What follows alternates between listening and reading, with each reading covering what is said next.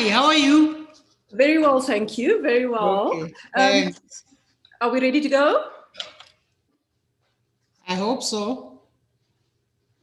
I'm just waiting for word from Archie and Zanele.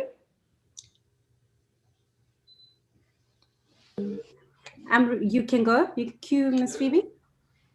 Okay. Good afternoon and a warm welcome to the second of the Charlotte Mannya-Maxeke Presidential Dialogue programs run by the Foundation. The objective of the dialogues in the 150th anniversary year of Mam Maxeke is aimed at ensuring that we explore some of the core values that she represented, for example, how to be a selfless leader, how to be a nation builder, the characteristics of a visionary leader, how to uplift others, as well as creating strong institutions rather than strong individuals. And of course, making sure that all of these values are taken forward towards the next generations in the form of legacies. During the second dialogue, which focused on the conversation between Charlotte Mannya-Maxeke and Dr. John J.L Dube, we have an extremely esteemed panel, which I will introduce as we continue during our programs. We have a very packed 2-hour program, but a warm welcome to our panelists, as well as a warm welcome to those who are watching us on social media. So let's kick off our program with a welcome address by the Deputy Vice Chancellor from the College of Humanities, University of KwaZulu-Natal, Professor Mannya-Maxeke, who himself is a very esteemed academic with an interest in, he's the former head of the School of Psychology, the School of Applied Sciences, well-published both local and internationally, and with an interest in issues around indigenous knowledge, culture, self-criticism, ethics, as well as morality, as well as looking at the questions of African psychologists. So Professor, you have the floor and you have 5 minutes.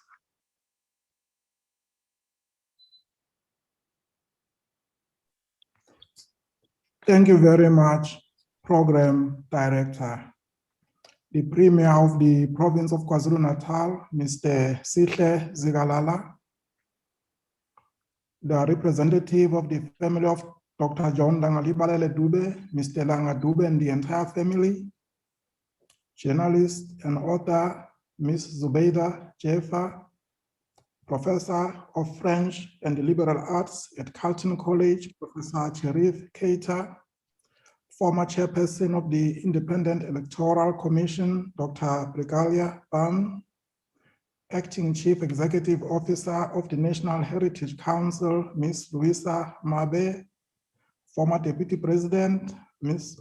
Balega Mbete, head of policy, research and advisory services at Gauteng office of the Premier, Mr. Mduduzi Mbada, former member of the National Assembly, Dr. Khanyisile Lichfield Shabalala, Deputy Secretary General of the African National Congress, Ms. Jesse Duarte, President of the ANC Women's League, Mama Batabile Dlamini, Minister of Arts, Sports and Culture, Mhlonishwa Nathi Mthethwa, Chairperson, the Charlotte Mannya-Maxeke Institute, 150 years in 2021, Mr. Thulasizwe Makhanya and the entire Mannya and Maxeke families, all our keynote speakers today, members of the university community and the country at large, distinguished guests, ladies and gentlemen, all protocol observed.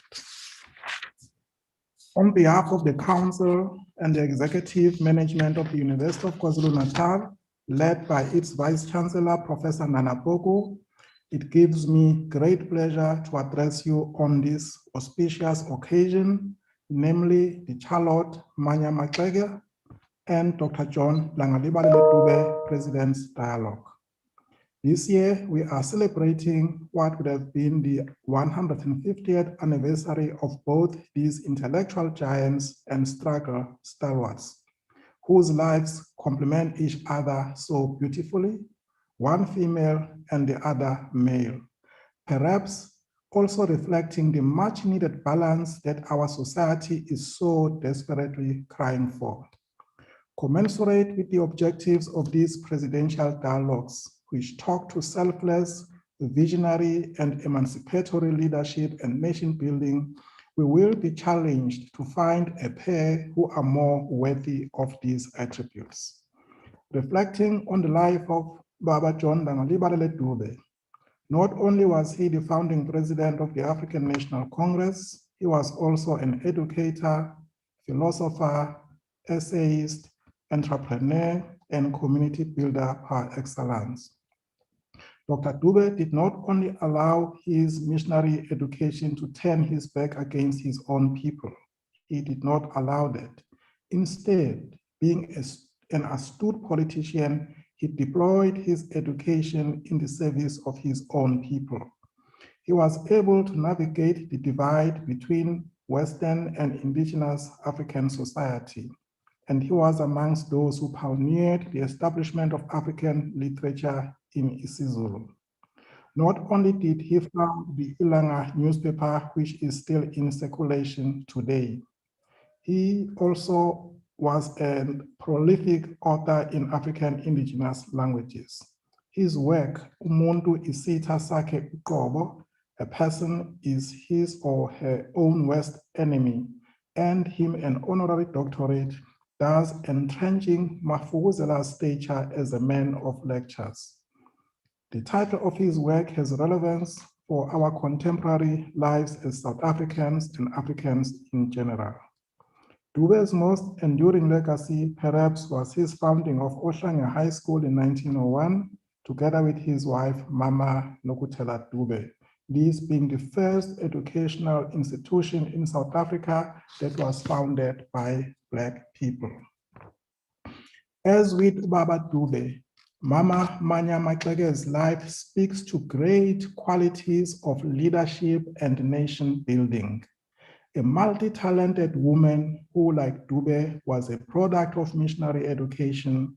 She was the first Black woman to graduate with a degree in South Africa, attaining her BSc degree from Wilberforce University in the United States in 1896.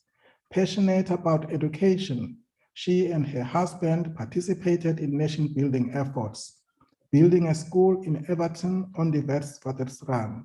She participated in traditional courts, which at the time was the prerogative of men, and was present when the South African Native Congress was formed in 1912. She was a pioneering figure in the fight against the pass laws, the formation of the Bantu Women's League in 1918, and fought fearlessly for women's and labor rights.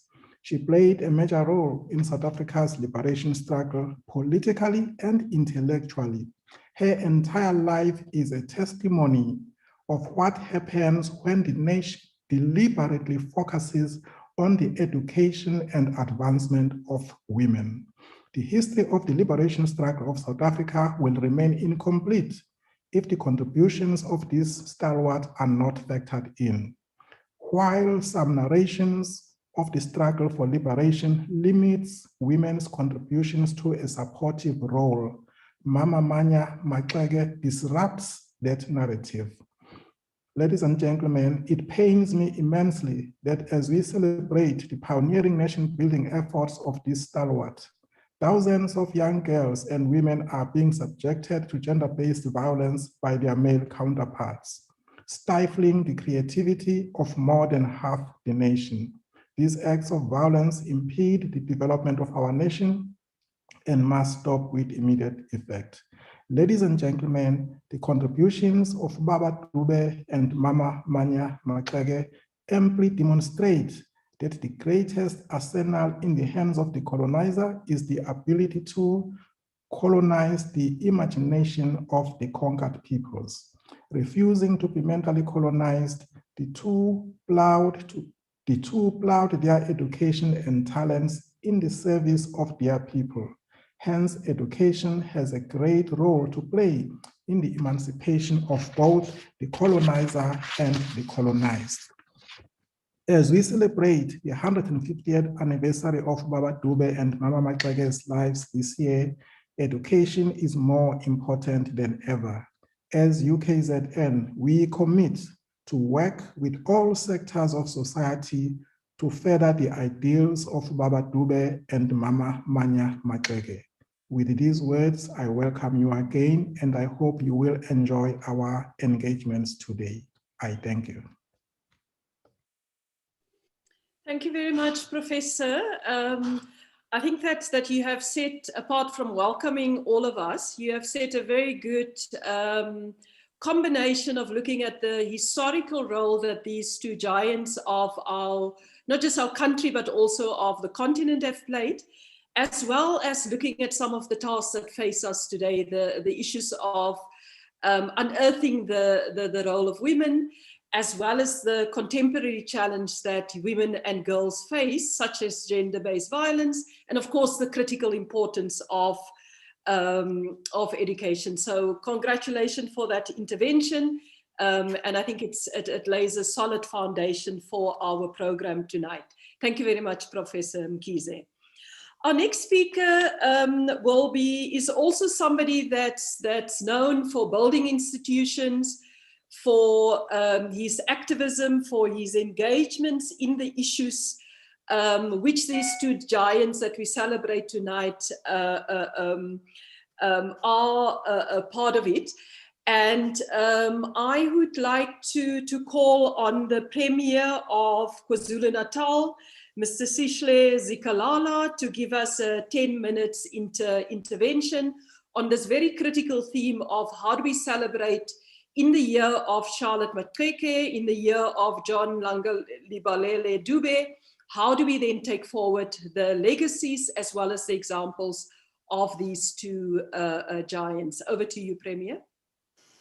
Thank you. Thanks, Program Director, Ms. Phoebe Potgieter-Qubule, our former Deputy President of the Republic and former Speaker, Ms. Baleka Mbekse, the Minister of Sports, Arts and Culture, Comrade Honorable Nathi Mthethwa, the President of the ANC Women's League,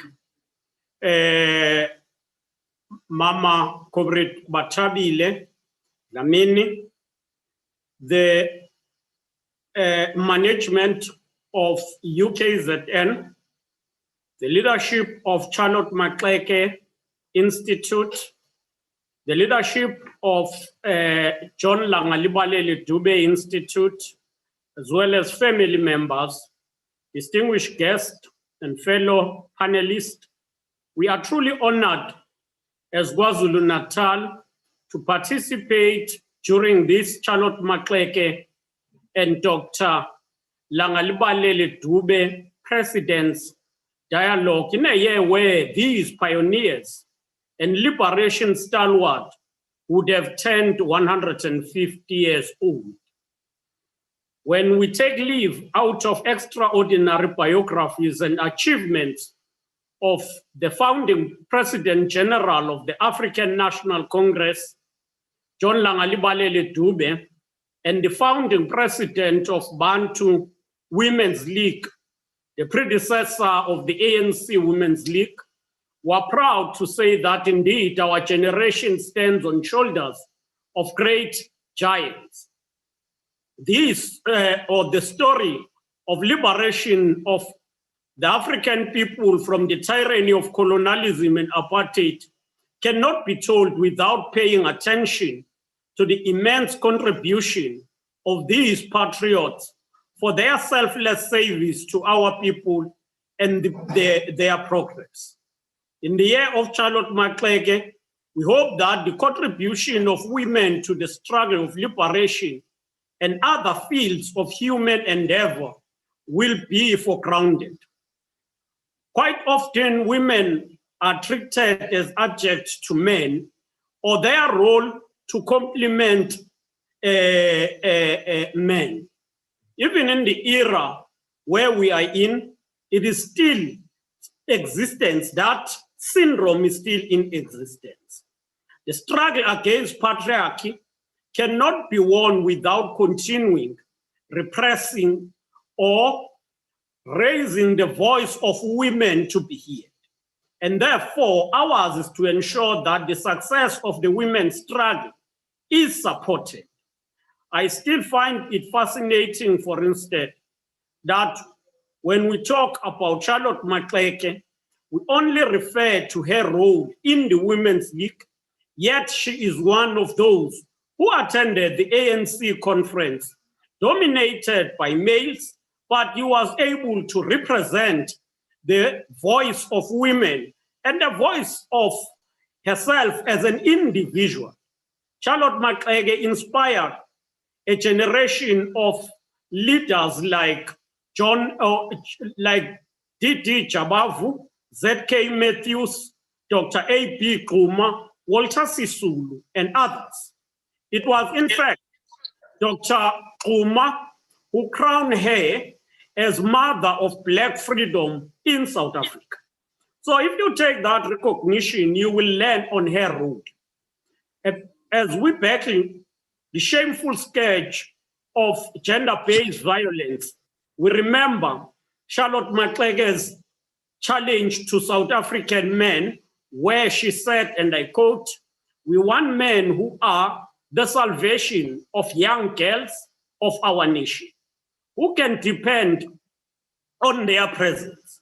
We need men who will humble themselves so that the nation may lift them up to be the stars of Africa for the future generation."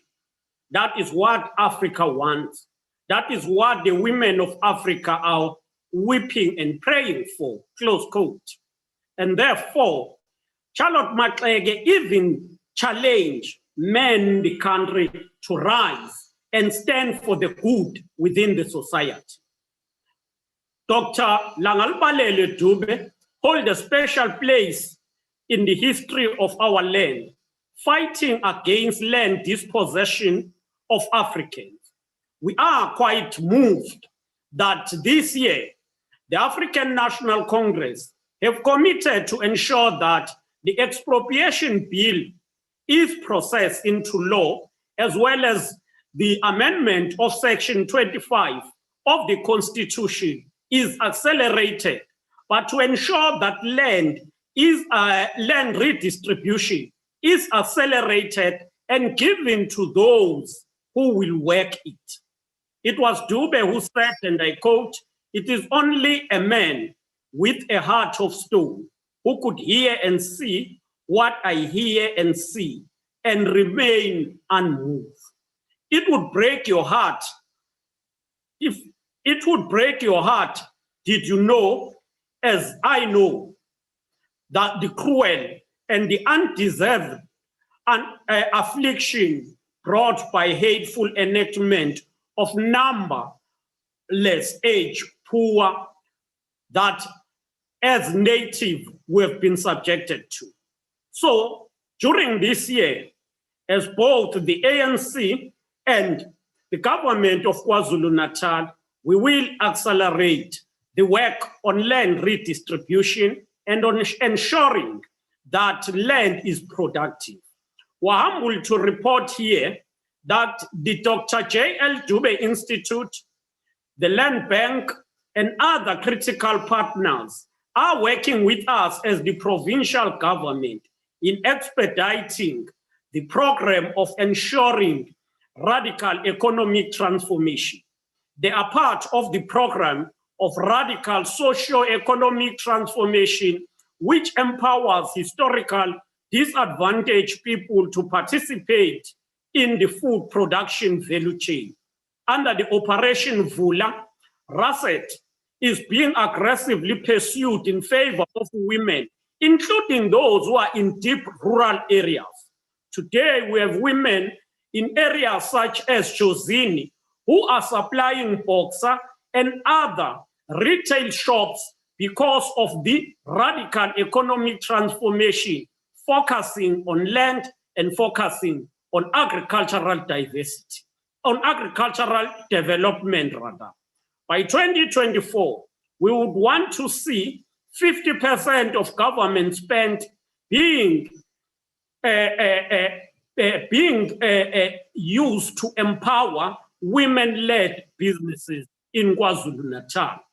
During the previous year, 2020-2021, more than 27 women operated agricultural projects were funded at the value of 82 million. And therefore, we call on all stakeholders to partner in the effort to remember these giants through ensuring the protection of women and their rights, advancement of women in the economy, land redistribution for production, and fight against hunger and poverty in our country. We must use the state as a lever to distribute the economy to the people, to all of those who were previously disadvantaged. Former President of the African National Congress, President Oliver Tambo once said, the mobilization of women is the task not only of women alone or of men alone, but all of us, men and women alike, comrades in the struggle. The mobilization of women into active resistance and struggle for liberation demand energies of women not less than that of men, close quote. Such energies are today demanded to fight the scourge of gender-based violence, to fight the scourge of poverty, and ensure prosperity for all. Thank you, Program Director, and as the province, we wish this dialogue a great and successful success, but let us use the year 2021 to deepen our struggle. Thank you. Thank you very much, Premier Zikalala, for those very inspiring words. As a former young lion, he was also the former Secretary General of the ANC Youth League. I can see that there's still the fire in the belly to be able to serve the people and move our project of transformation forward as a country.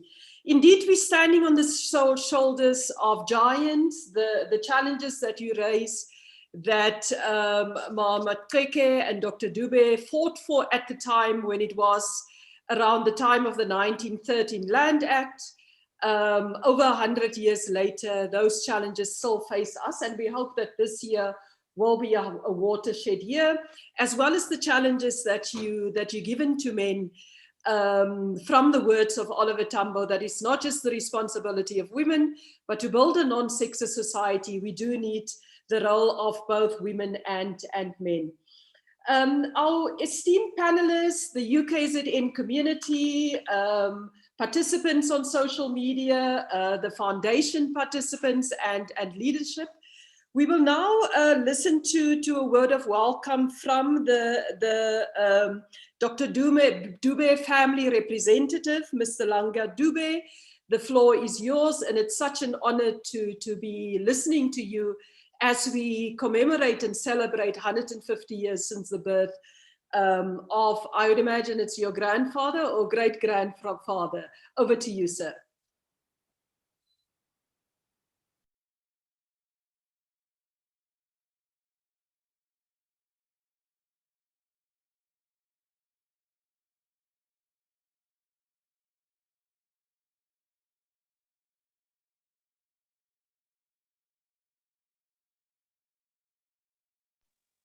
Just kindly unmute yourself.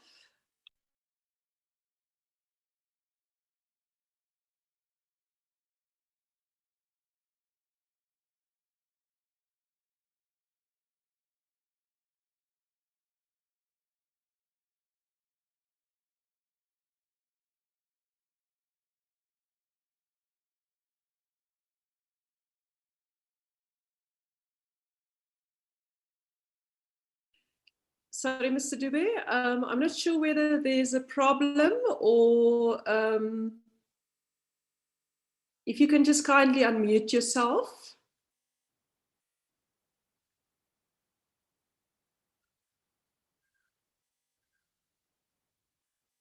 There seemed to be a bit of a connection problem because it indicates that his connection is a bit unstable. We will come back to him. I'd suggest that we proceed with our program, and we will come back to Mr. Mannya-Maxeke, who is a member of the Dube family, and who was talking about the importance of this legacy of a very important member, not just of our nation, but also of the province and the family. As we said, we have a very extremely esteemed panel tonight that's going to make interventions about this presidential dialogue between two greats and giants of our country as well as of our continent. And just to remind ourselves the values that they represent of selflessness, nation building, visionary leadership, as well as the importance of uplifting others, creating strong institutions, as well as the building a legacies for future generations. All of our panelists bring together all of those different elements to various degrees. And we will start off with Ms. Zubeida Jaffer, who is a journalist, and I'm holding up a book, author of The Life of Charlotte Mannya-Maxeke.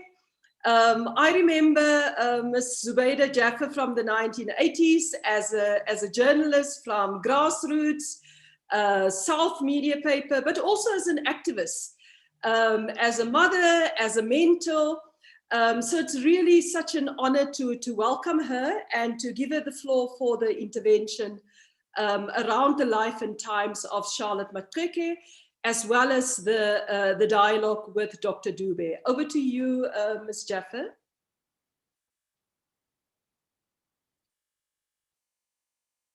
Just unmute yourself. Thank you so much, Phoebe, and greetings to everybody there. I'm not going to repeat the names, but it is a real honor for me to be part of this panel. 7 years ago, I had very little idea of who Mum Charlotte was, despite the fact that I was, you know, part of the broad liberation struggle in this country. So she essentially, all those years, was written out of our history. It was not part, we knew about Lilene Ngoyi, we knew about other leaders, but we did not know about Mum Charlotte generally. And I came to the University of the Free State, where I saw a poster about a memorial lecture, and I started making inquiries, and eventually that led to Professor Jansen suggesting to me that I write Mum Charlotte's story, and fascinatingly, I immediately agreed. I say fascinatingly because over the years, I've been asked by many people if I would write their stories, and I often said no, or mainly said no, because when you write someone's life, you live with them for 2-3 years or even longer. And I must say, I was very surprised when I just said yes. It was as if there was something that, you know, all the barriers were taken away, and I just felt complete ease to dive into this.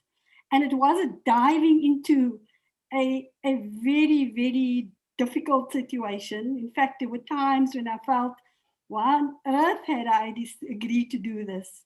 Because other stories that I've done, you know the broad outlines of the story, and so you kind of fill in the gaps. But this was, yes, there was a story, but there was no certainty whether the facts were correct. And often, you know, I found that the facts were not correct, that we remember certain things and we repeat certain things, but in fact, it's not always quite like that.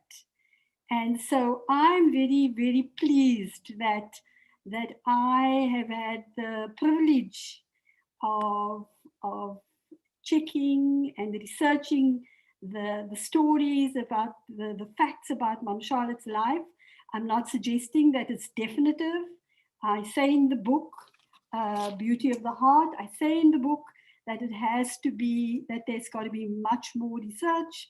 But what I can say with certainty is that it provides a strong foundation of both the narrative and the research documents that we have at our disposal. Now, Premier Zikalala had said that he had read a quote, and there's so many things that I would want to talk about, and I can talk endlessly about this, but because I have 5 minutes, I want to just refer to that quote that he gave, he mentioned, where he said that we want men who are the salvation of the young girls of the nation, and he went on to explain that. So I want to point out that that quote comes from the memorial service of the Prophet Nsikana in 1922. And it was when one of my students found this speech that Mam Charlotte had given in 1922 in Umteteliwa Bantu, the newspaper. And I read it, that something jumped out at me that, you know, I think it made such an impact. And what had jumped out at me was that she had so clearly said to, made a call on men and women, as the Premier had said, men and women who must improve their conduct. She said to the girls, walk with dignity and various other things. But what she said, and I conclude there, she said, let me say this to you girls. It is the beauty of the heart and good behavior that will last until you go to the grave. Beauty is adorable when accompanied by other good things.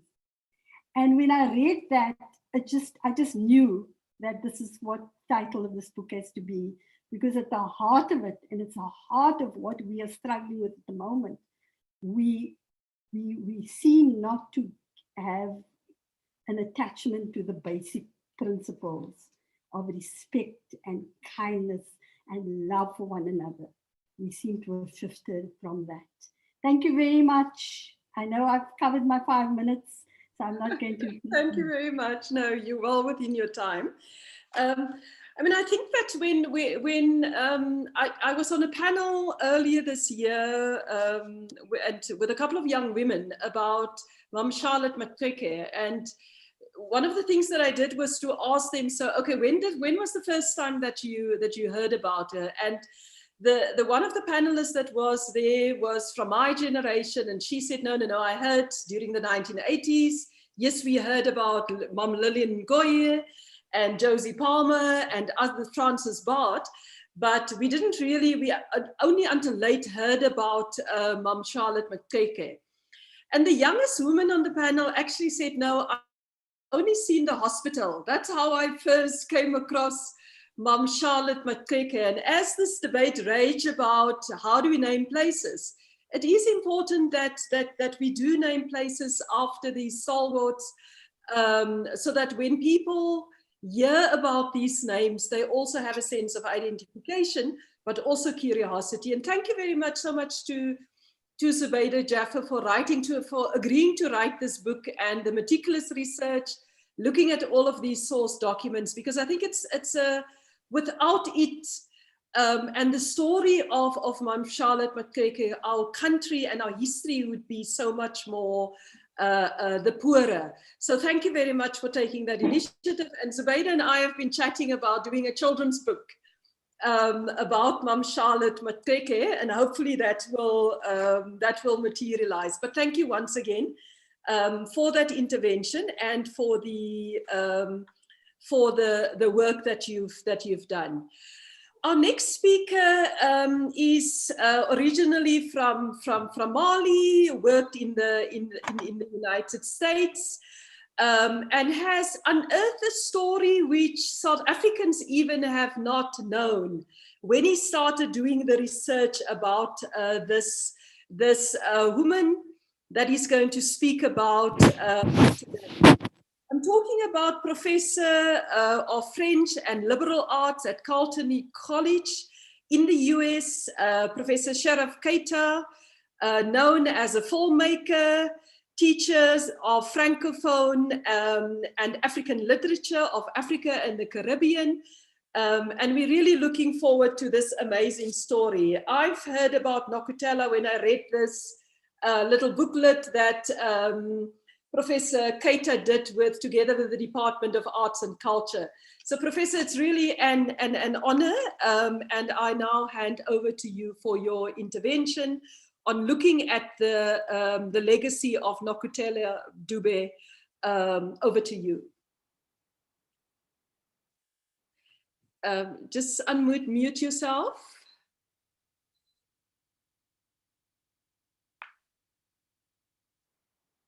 Mute my video. Okay. All right. Okay. I'm okay now? Well, yes. perfect. Sambonan. Giajabula Ukuwala. All the way from Minnesota. By the year 2009, 10 years after my first visit ever to South Africa, I had completed two documentary films about the generation known as the New Africans, to which our two presidents that we are celebrating today belong. I see a message. Let's see. Is it okay? Is everything fine? Okay. Yes, everything is fine. Just continue. Okay. The first film was Obelin Inanda, The Life and Times of J.L Dube in 2005. This film received a special mention at FESPACO that year. And the second film, A Rebel Missionary in South Africa, was in 2009. This film was about Reverend William Cullen Wilcox and his wife Ida Bell, the American-born missionary couple that mentored Baba Dube and opened the doors of US education to him in the late 19th century. I thought by then that my job was finished. After all, I had succeeded not only to bring back the story of Dube's American experience back to his nation, but also I had revealed that Dube's adoptive mother, Mrs. Ida Bell Wilcox, was born in my town here in Minnesota, in Northville, Minnesota. Suddenly, something dawned on me.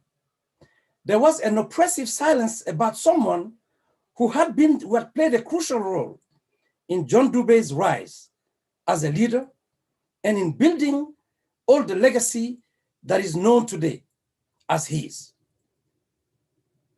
That person was a woman, and her name was Nokutela Dube.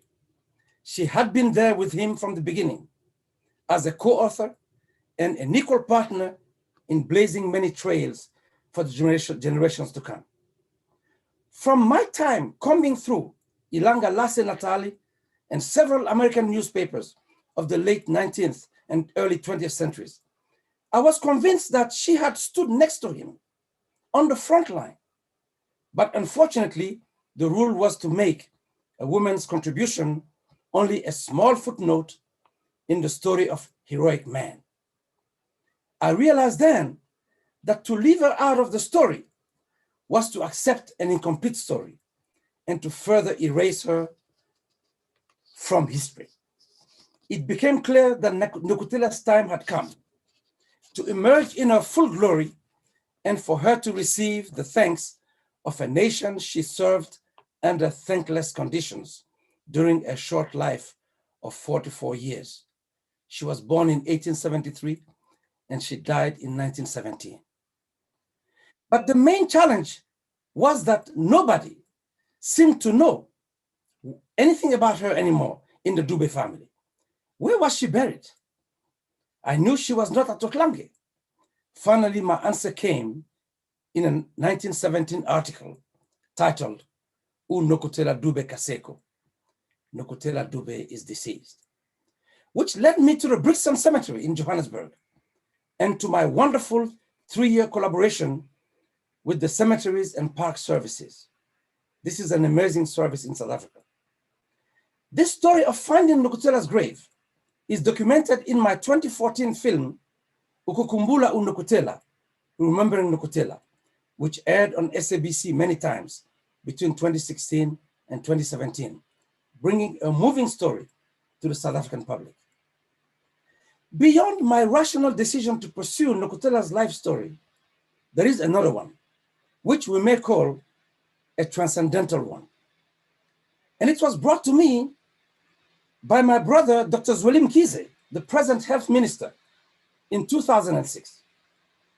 Upon hearing me speak about what led me, a West African Muslim living in the US, to the Natal Midlands on the footsteps of John Dube and some obscure American missionaries, he asked, Professor Keita, are you sure you are not a Sangoma? Your research seems to go beyond academics. To me, it is a case of ancestral possession. Well, you will be the judge. After I tell you what I found out when I kept digging into Mama Nokutela's story. I discovered the startling fact that Nokutela had been a presence in my hometown of Northfield, Minnesota, 103 years before me. I repeat, Nokutela had been a presence in my town here in Minnesota 103 years before me. How? It was through a school essay written when she was 10 or 11 years old at Inanda Seminary. In 1882, a teacher, Mrs. Ida Bell Wilcox, who you already know as John Dube's adoptive mother, that teacher had sent to her own mother, Mrs. Ann Webb Clary, the writing of a bright Zulu girl named Nokutela, whose quick mastery of English and her level of maturity had impressed her greatly. After reading it, the mother, Mrs. Clary, passed on this little piece of writing to the local newspaper, which published it, and the title was My Home. I will read a few sentences and comment on them very briefly. Time is short. She says, we live in Africa. There are many people here. Some are good, some are wicked. End of the passage I quote. The first sentences show us a young woman, or a girl, I must say, who felt the need to speak about the humanity of her people. In Africa, we are just like every part of humanity. We have good people, we have bad ones. The date of publication of this essay, 1882, makes Nokutela one of the earliest Black South Africans, if not the earliest, whose voice crossed the Atlantic to reach the US with a name attached to it. I say with a name attached to it. It will not be until 1896 when she finally arrives in the US with her husband, John, to pursue the mission of speaking and singing about the humanity of her people, mesmerizing American audiences with their click songs and convincing them to financially support their vision of an independent education within colonized Africa. Thus, Nokutela became a renowned philanthropist, a talented artist, a seamstress, a teacher of style to the early students of Oklangi. And especially, she became a voice for the voiceless. And above all, a servant of God. If John was known as the man with boundless energy, Mafuguzela, they used to call him, Nokutela is undoubtedly the golden voice that built Oklange and other institutions that live on to this day. The voice that took Enoch Sontonga's song, Nkosi Sikelel in Africa, all over the country, popularizing it under the title, listen pretty well, here it says, Prayer for the Children of Oklange. That's how Nkosi Sikelel was known for decades. Umtandazo Wasapo Luas Oklange. This song eventually would become the national anthem of the Republic of South Africa. What a beautiful legacy of a life, lived for freedom, for the freedom of one's people. Much remains to be said about my 22 years of research in and about the pioneers of South Africa's long journey to freedom. But now I must conclude with the following question. How long will we have to wait for consequential institutions to be named in South Africa after Nkosi Dube, the woman who taught earlier than most people self-reliance and independence to a nation? I hope it will not be long after this important president-to-president dialogue. Ngiyabonga kakhulu. Thank you very much, Professor Keita. And I think that certainly on behalf of both the foundation, but I think that also South Africans, the fact that you unearthed the story, that you wrote the story, that you made the film, certainly we are extremely thankful. And in a sense, as you say, to elevate this important woman who could have just been a footnote in the history of heroic men. You brought a story forward, the contribution that she made. And I think that our esteemed panelists today, all of them in their different ways, are very militant activists. And I'm sure they will take up your call to make sure that we name some of our institutions after this very important woman that made such an important contribution towards our struggle. Thank you very much, Professor Keita, and it's much appreciated. We will now go back to Mr. Dube. May we just ask him to unmute and then give the intervention on behalf of the family. Over to you, Mr. Dube. Welcome back. Thank you. Thank you. Yeah, let me take this opportunity to thank each and every esteemed contributors to this dialogue. Thanks to you, Prof, for that insightful, research that you've conducted about our grandmother, and also doing very great, political footsteps in following the works of J.L. as well. To you, Program Director, let me take this opportunity on behalf of the Dube family to thank the organizers of this occasion in honoring the works of both these great leaders and pioneers, that lived beyond our times. They contributed immensely when you talk of, your social educational, pathfinders. They are counted in there. And again, what I was asked to give some highlights on, it's more about, should J.L Dube live today? What are the values that he was going to look at, looking at the youth? Obviously, the key issues here is about the local leadership, both at local, provincial, and national level. Question comes to say, are they doing enough, to inculcate the culture of education for the youth? The answer is simple. Yes, there are meaningful contributions that they are doing. We've seen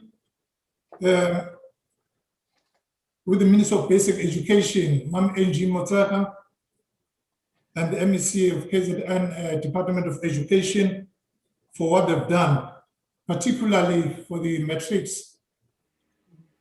And indeed, they survived and operated under stringent conditions of COVID-19. So it's really fitting. I think we need to express gratitude, to their contributions in ensuring that the class of 2020 does well. And indeed, we are quite, this gives a smile to one when you have to look at the challenges that they were faced with. And again, Program Director, I must indicate that the Dube family were also grateful, in the manner to which our grandfather's legacy, is kept alive in this way.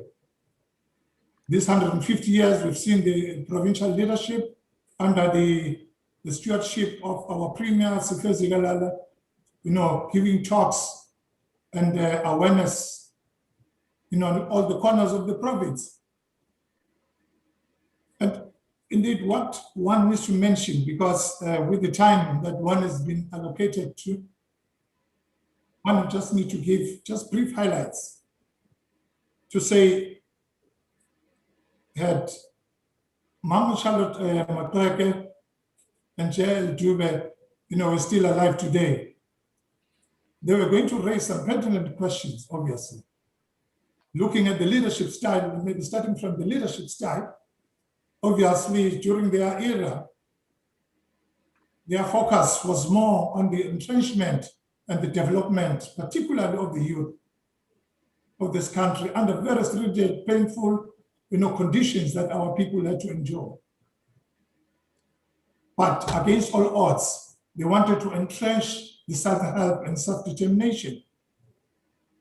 And those are some of the common factors that they fought for. And again, one needs to make mention of the fact that should it not have been for their quest and the longing for bringing a black child from darkness into glorious light,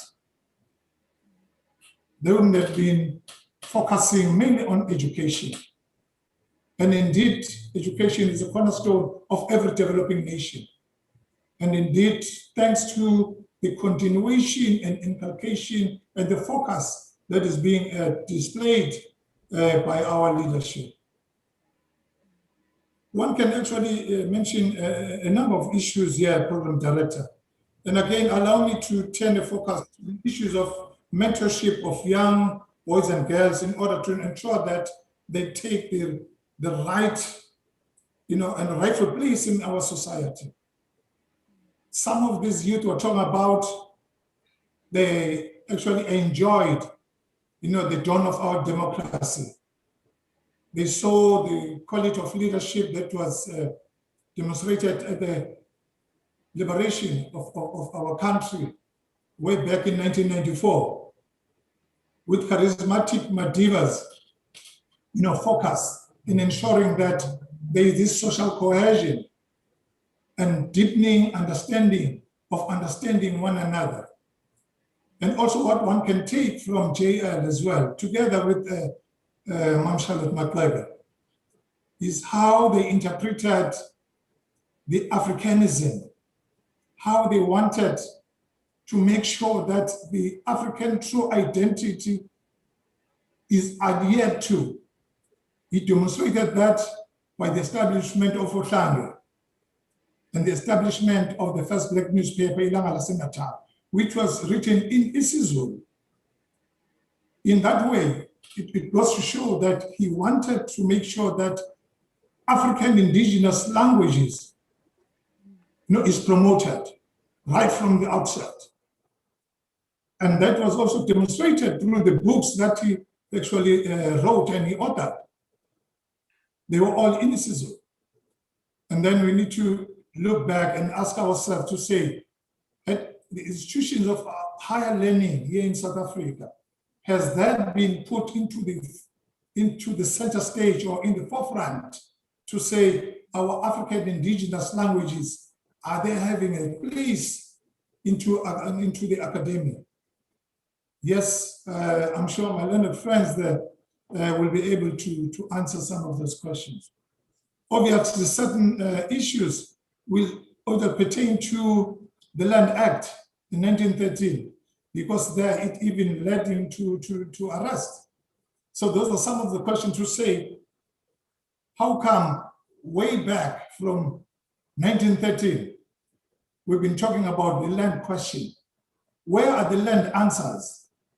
Then that is another topic for another day, but I think the current leadership needs to really digest and take lead into ensuring that the masses of this country, they do reap benefit and the land gets back into them.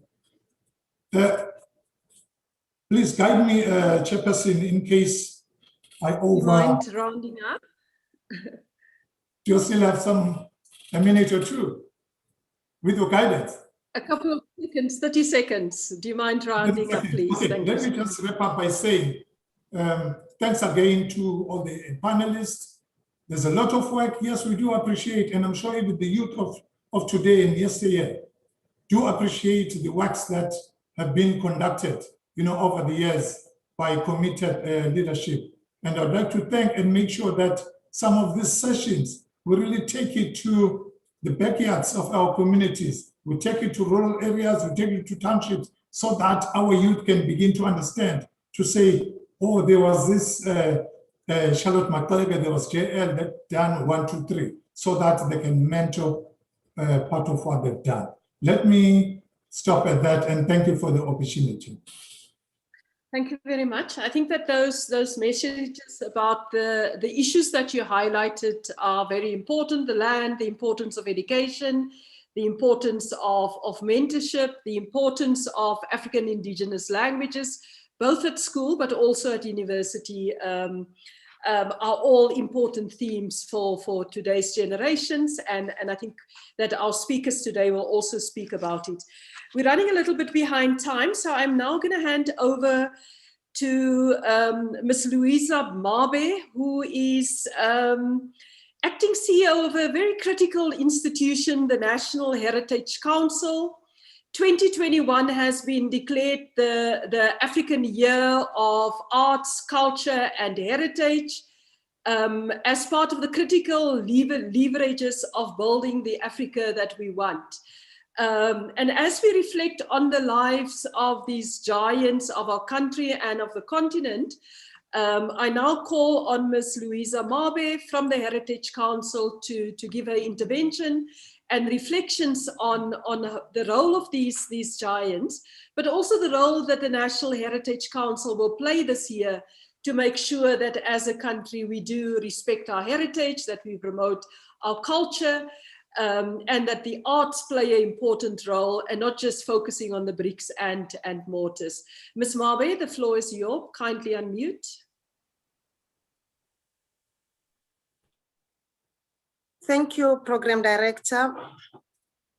Due to bad weather condition, I'm unable to switch on the video, and my apologies for that. I would start by saying all protocol observed, so that due to weather conditions, I'm not disadvantaged. The NHC is proud to be part of this honorable event and the upcoming event to celebrate the legacy of Mannya-Maxeke and Dr. Dube. And as the saying goes, a nation that doesn't know its history is doomed. And therefore, as a heritage entity, we take pride in preserving our history and heritage. NHC, as a leader of society in preserving, promoting, and transforming the heritage of the people of South Africa, takes priority 6 of the NDP as part of its mandate, that is social cohesion and safer communities. On reflection of the legacies of Mannya-Maxeke and Dr. Dube, one finds a common denominator in their histories, as that of caring for human development, as evidenced by both icons personally building schools for disenfranchised communities in Limpopo and KwaZulu-Natal, as they correctly understood education, community development, and social human solidarity as the cornerstones of social cohesion. It is through their individual initiatives like these that, when reflecting on this martyr, her work, and the lofty call she left behind, that NHC puts forward social cohesion as a means to defeat our president's what he declared as a second pandemic of gender-based violence. NHC further argues that social ills of corruption, racism, hate speech, and crime can only be defeated when social human development is undertaken with vigor.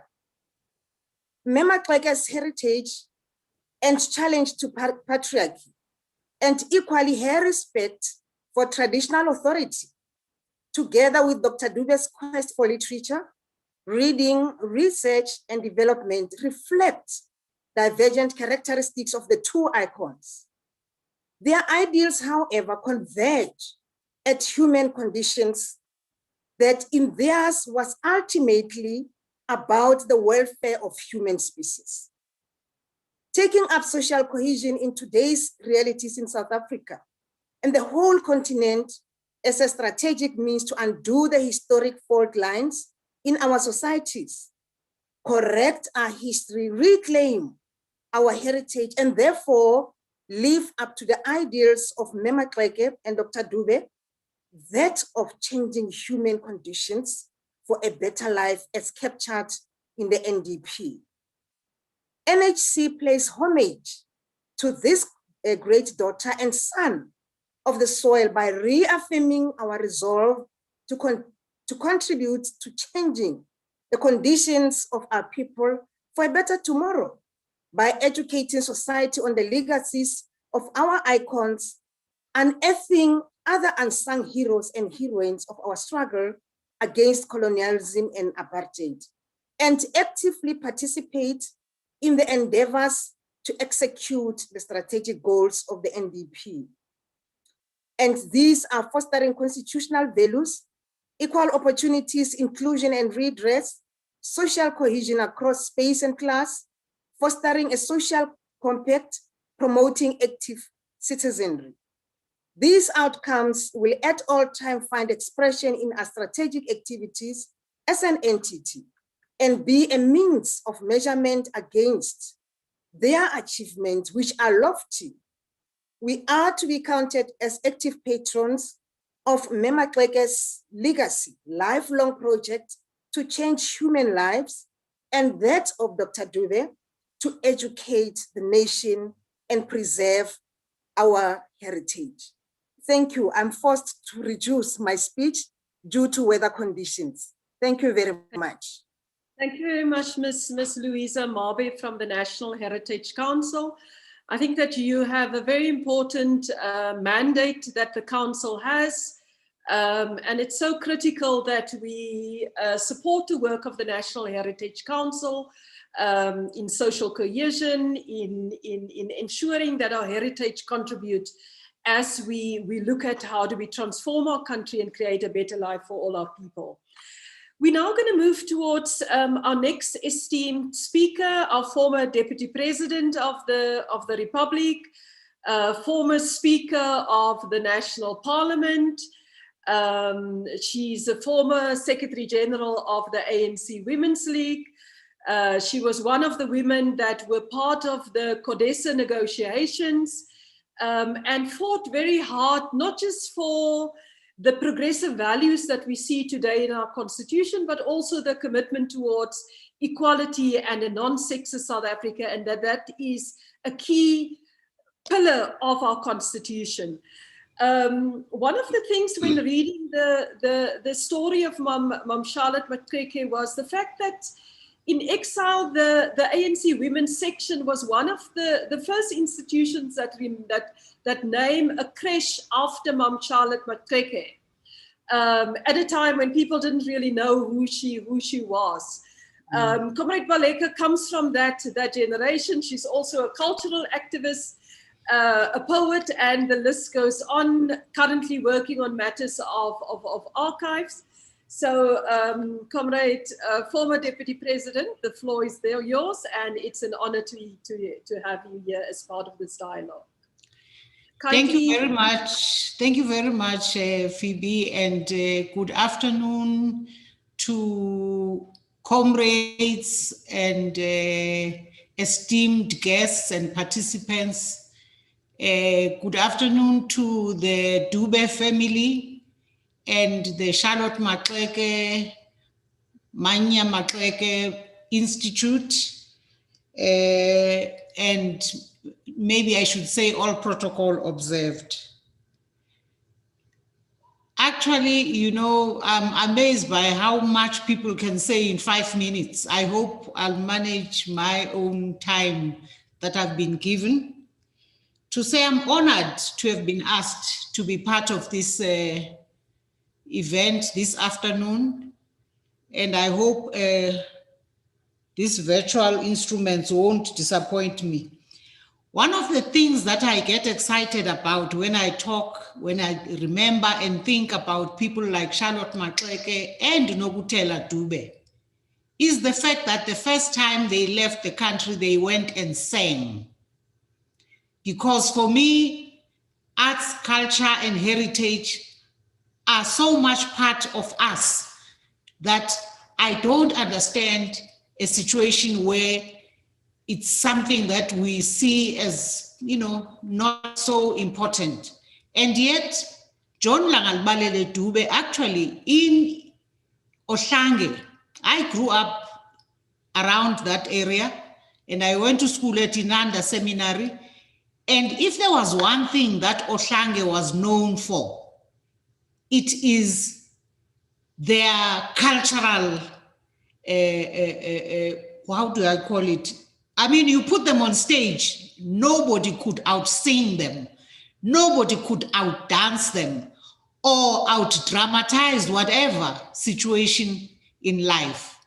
That's how we remember Ohlange as people who grew up around that vicinity. And therefore, for me, among the presidents of the ANC, John Langalbalele Dube, and of course, much later, a president, more recently, Comrade President O.R. Tambo, have left a legacy where they promoted, they valued, and they were practical in how they valued arts, culture, and heritage. And therefore, I want to start there. And I think because Charlotte also went out and sang, and it's a pity that nobody ever recorded and therefore left us that voice, because she sounds like she was an amazing singer and speaker.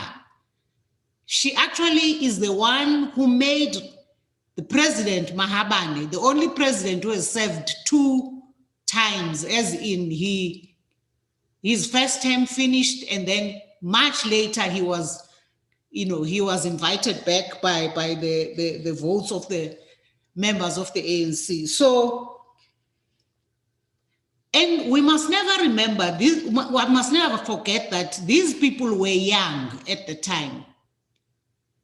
Because people lived 100 years ago, people tend to have an image of them as though they were elderly people. So, to address ourselves also to young people of today, these were young people. Charlotte Maxeke leading the first national demonstration, not just the first national demonstration, but a demonstration on the matter of land, was actually around 30, very young. And so it's something that was quite amazing for her times. But maybe it is because also these young people had had the opportunity to have gone abroad, to have interacted with people of their age groups from all over the colonized world, where they thought together, analyzed situations they had come from in their own countries together. And therefore, they had that advantage of that kind of exposure by the time they came back. So I think that I'm grateful for that.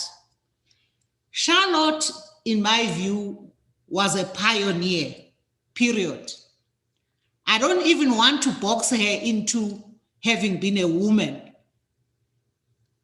Charlotte was a pioneer. She is a person who, long before the ANC is formed, actually has it in her head that she must challenge her age mates who were leaders at the time in the 1800s to question why she couldn't, just because she was a woman, join the ANC. The ANC at the time, those structures we're now referring to it as ANC, but it wasn't there as ANC. But these are the pre-1912 vehicles that Black people had started in their own regions, in their own communities, all over South Africa, in the then provinces of the country. She asserted her right to join and come to the meetings. And so hence long before 1912, she already has challenged the backward thoughts and approaches to women or young girls at the time, or young women. And so she was a pioneer. She was a fearless person, a person who dared to break barriers, who dared to raise issues that had never previously been raised, and would actually assert her views and approaches and her understanding as the fearless person that she was. And so I think that this is very important to celebrate and to actually highlight as we take advantage of this year, because this year we must be grateful that it has been declared as the year of Charlotte Maxeke, during which, of course, we're highlighting the need for unity, renewal, and reconstruction, so that we can use the examples set by these forebears of ours as we revisit the situations that we are confronted with in today's South Africa. So it's with great pain that, as a person deployed also to organize the archives of the liberation heritage of our country, not only in the ANC, not only for the archives of the ANC, but we've already started talking to one another as former members of different organizations, for instance, the Pan-Africanist Congress, the Black Consciousness Movement, and of course the ANC were together in a vehicle we are going to launch later in this year called the National Liberation Heritage Institute of South Africa. That actually, as I very gratefully read the research, the product of research of a younger comrade, Dr. Tozama April, she points out that she had such difficulty finding the archives of the work of Charlotte Maxeke. Back at the Maibuya Center, at the museum in Cape Town, at Fort Hare, which is where we're going next week to actually see how these archives are kept, and all over the place until she came to Wits here and she began to dig up work or archives kept by the Race Relations Institute, but how archives themselves as a record of history discriminate against Charlotte because they don't paint the true picture of how back at the time when Black politics was just emerging, when she made not a contribution just as a supporter, but also as an intellectual. And she contributed greatly to the understanding of what was then called the Native question by focusing also on women in the communities. And this is the thing also about Charlotte. Charlotte believed in the work down on the ground, in the communities, how people actually lived out their lives to understand what needed to be addressed, what needed to be understood, as she was actually challenging the state perspective on women, where women were seen as the causes of problems in African communities.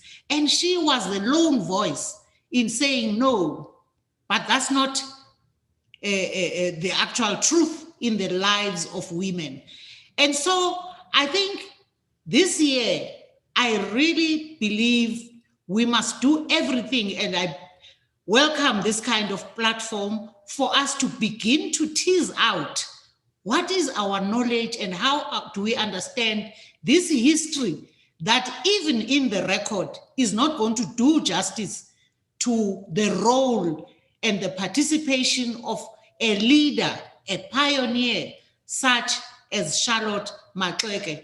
And I think institutions like the John Langalbalele Institute and the Charlotte Maxeke Institute must plan and use this year to have more collaborations about how best we can actually bring more and more understanding, excuse me,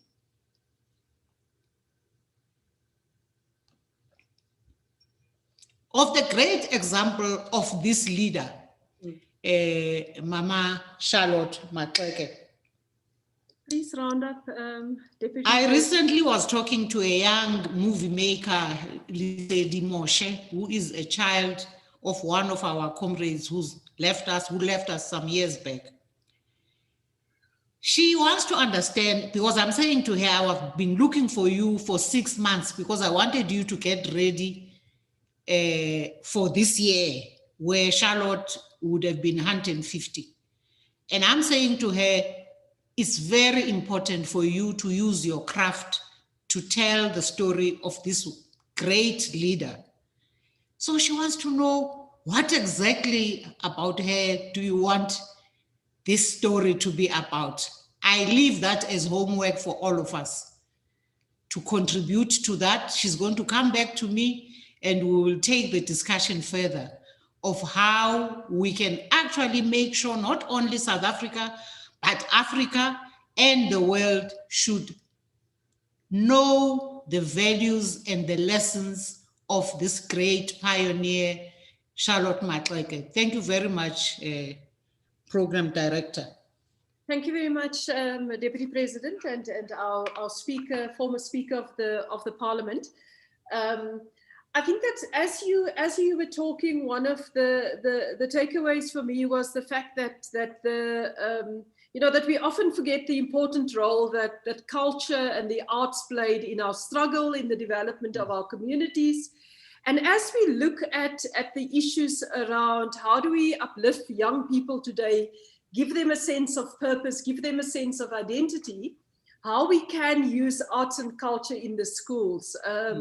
When I was at school, our schools had choir, you had debating societies, you had drama clubs, you had all sorts of things. And we need to make sure that our schools have those types of activities, because they do contribute towards building a sense of confidence, of creativity, and also contribute towards learning outcomes. And I think that the point that you raise about the importance of archives and how even archives hide the role of women and discriminate the role of women and Black people is so important. And thank you for that work that you continue to do. Our next speaker is from the Office of the Gauteng Premier, Mr. Mduduzi Mdaba, who I know as a young activist, and he went from activism in the Youth League to become one of those civil servants that when you talk about civil servants that are hardworking, that has a sense of their contribution towards making a difference in the lives of people, then certainly Comrade Ndu is one of those people. He is the head of the Policy Research and Advisory Service at the Gauteng office, and I call upon him to make his contribution. You have 5 minutes, or 10 minutes actually. Comrade Ndu. Thank you very much. Thank you very much, Comrade Phoebe, our program director.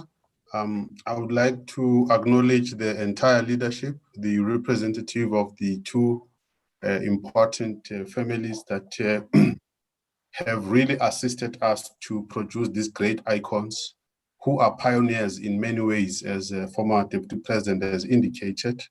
that today we are who we are because of them. We stand on their shoulders. We are giants today because of their sacrifices and contributions. I just want to say the following to them, that many things have been said, but there are two related phenomena that the world over is battling with. And interestingly, these are equally phenomena that both of them would have been battling with during their epoch in terms of their contribution to what we have become as a country today. Those phenomena for me would be urbanization and health.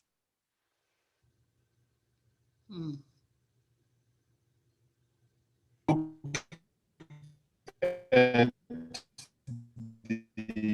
work that Is it just me that's having a problem hearing Do? Do you mind turning off your camera? That may stabilize your...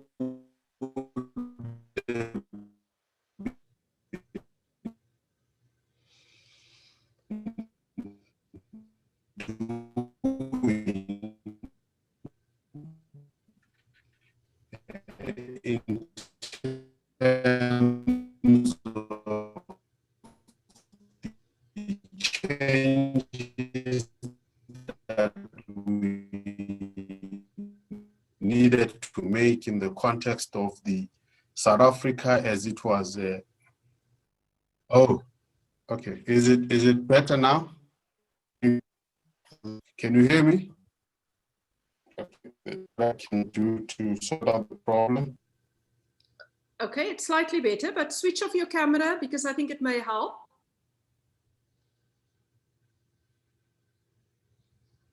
Please proceed. I think you may have to unmute yourself again.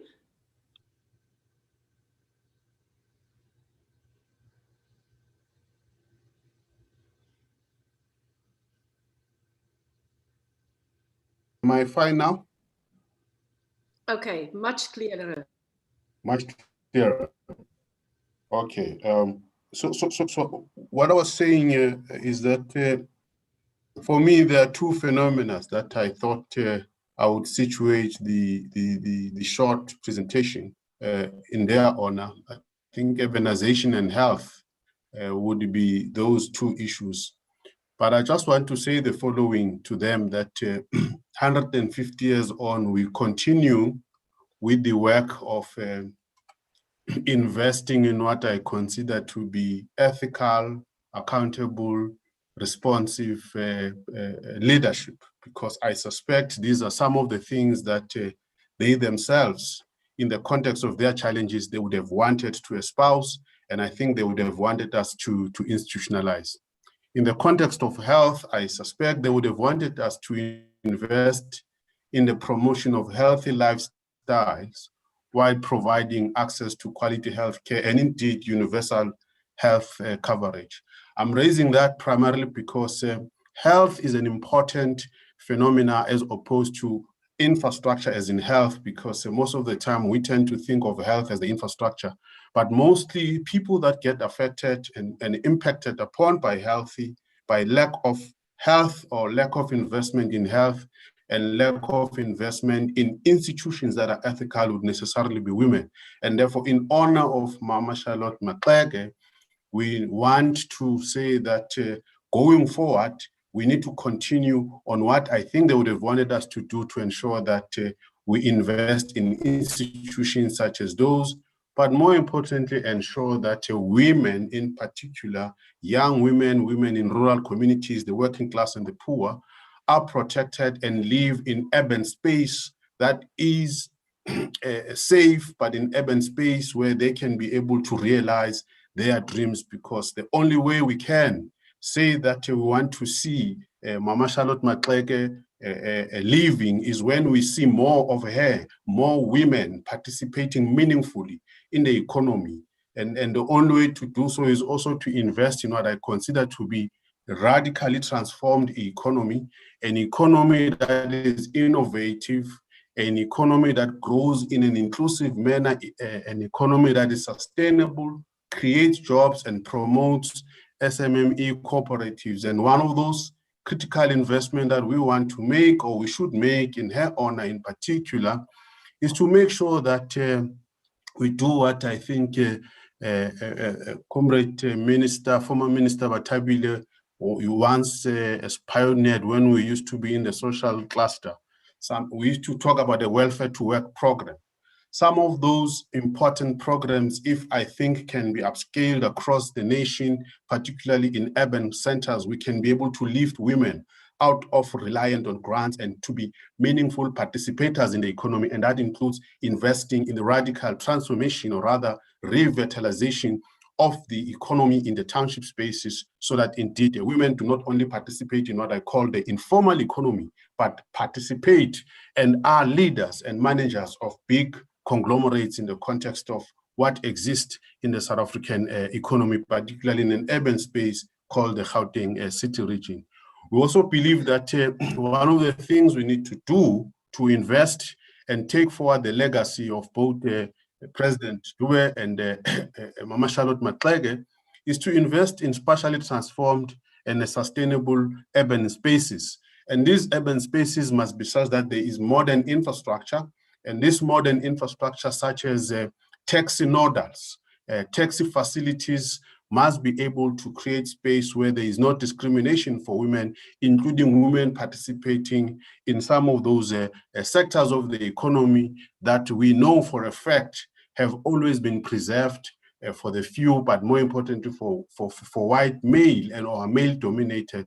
So we need to tilt the pyramid. We need to be able to say to ourselves, the only way to honor these giants, these pioneers, is to move in a manner that is as disruptive as the COVID-19 pandemic has been. Because the COVID-19 pandemic, what it has been able to do is to change the way we used to live.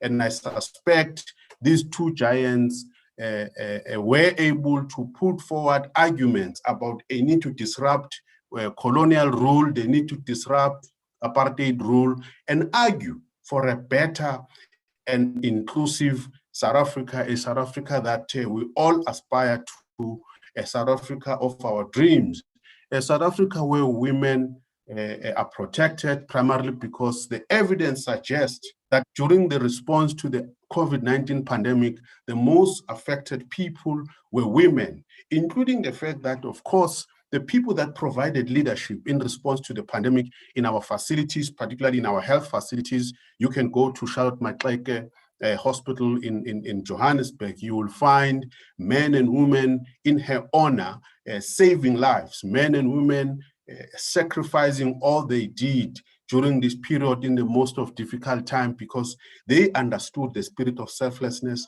and they understood the importance of working the way Charlotte Maxeke did, so that indeed we can have sustainable communities, so that we can have a more inclusive society. So our fight that we won against the COVID-19 pandemic is as a result of the fact that we are inspired and we remain inspired by the commitment and the contribution made by these two giants. And the only way to make sure that their legacy lives on is when we invest in institutions that will be able to carry forward some of this work that we managed to achieve during this period. I also believe that what we've created in response to the COVID-19 pandemic in the context of an urban setup, in the context of the entire country, whether it was the National Coronavirus Command Council led by the President, led by Minister Nkosazana Dlamini-Zuma and other leaders in the country, it was a demonstration that we can't fail Mama Charlotte Maxeke, we can't fail President Dube, because theirs was about us making sure that when we have this opportunity to lead the South African society, we must lead them in a manner that represents an ethical leadership, represents an accountable leadership, but also represent a leadership that invests in evidence-based decision-making. And I suspect one of the critical reasons why we were able to succeed is because if there was no Ohlange Institute, the fact that we're establishing an Ohlange Institute is a representation of the importance of investing in knowledge. And I think it is important, therefore, to continue with that legacy and create more Ohlanges and create more institutes where you are able to say how much of our budget as the urban region, of our budget as the entire country goes to research and development, primarily because if we do not do that, we are not going to be in a position to produce a globally competitive South African, a South African that can go to WISCON and go to anywhere parts of the world and make a meaningful contribution, because these two giants, all they did was to make sure that at the heart of their work was to invest in knowledge by creating institutions that will last a lifetime. And our job is to continue to make sure that that legacy lives on in the context of an urban space called the Gauteng City region, in the context of a space called South Africa, in the context of a space called Africa, so that indeed men, particularly young men, can be able to be taught and be helped to understand that everything that you do, primarily because you are from a woman, must be about love, must be about caring, must be about supporting and creating spaces for women in this country to continue to flourish as they've already been doing, but in a manner that also earns them their rightful place. And their rightful place is what Mama Charlotte Maxeke wanted, that they take over leadership in all institutions, irrespective of whatever institution that exists in our country. So I think to a very great extent, we would like to say thank you for the opportunity to be in the great space where we've got the entire leadership of the university and those that work hard to preserve and promote the legacy of those that came before us. And I think as we promote the legacy of these two giants, we must continue to teach younger people that the only way to lead is to be selfless. The only way to lead is to be human, to be a humane person, and worry about the other and care about the other, as these two giants did. Thank you very much. Okay, thank you very much, Ndu, for those very inspiring words by looking at the contemporary challenges and drawing on the experience of these two giants of our struggle and our giants of the South African people. I like what you say, that they were both disruptors, as well as Nokutela as well, where they were all disruptors. Disruptors against colonialism, disruptors against apartheid, but also important disruptors against patriarchy that wanted to exclude them. And they didn't just accept that, but they went on and made their mark. We continue with the presidential dialogue between Charlotte Maxeke and J.L Dube as part of the monthly presidential dialogue as we celebrate 150 years of Charlotte Maxeke. And a warm welcome again to all of the participants, our esteemed panelists. We were supposed to have Dr. Brigelia Bam, our first one, our IEC chairperson. You know, the list is so long. Secretary General of the South African Council of Churches, a panel of the wise of the AU. The list goes on. Unfortunately, she's got load shedding problems and won't be joining us. And the same goes for Ms. Jessie Duarte. In the areas where she is, she also has problems with connection because of the heavy rains that's across the country. I'm now going to give the floor to Dr. Kanisile Lichtfield Shabalala, and a former or an admiral of our Navy. And I think it's an important something to note, that this is also what women can do. Women can also be admirals in the Navy. Dr. Shabalala, you're the first Navy admiral that I meet, or even though it is virtually. And I think that you're a good role model, a former member of Parliament for the EFF, also a member of the UDM. She's got a master's in criminology. She's also studied political science and drama. And I think that that's a very, very good combination, as we heard today, the importance of understanding our society, but also the importance of heritage, of arts and culture, as these three giants that we're talking about represent in terms of their history. Dr. Kanisile Lichtfield Chabalala, the floor is yours. We're looking forward to your contribution.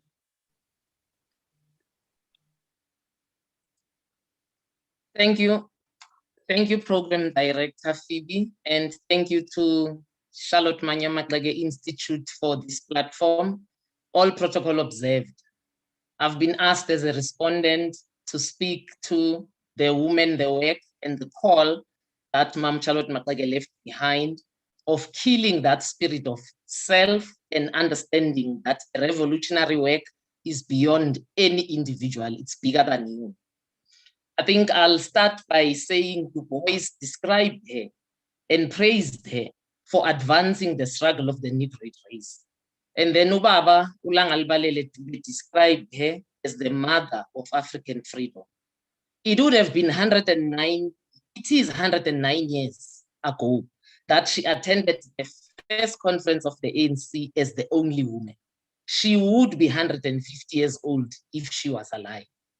Now, despite all this elaborate and very impactful life of this icon and the years that have passed, it is captured in the concept note for this very meeting that African women are not in the history books.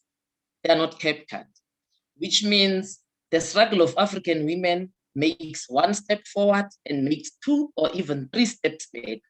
When such things happen, I think as a researcher, I always want to understand, is this a pre-colonial, colonial, or post-colonial phenomenon? Why have we not advanced as women in our struggle, despite having such an icon as travailed for us? And I have come up with two things. I think one lies in her words, killing the spirit of self, and I'll come back to that. The second one is customary law. Customary law is binding the struggle of African women. It doesn't matter how much we move. Even with the current expropriation without compensation bill that's currently being inputted, you find that the ownership of land by African women is questioned. Why? Because of customary law. But what is customary law, fellow South Africans?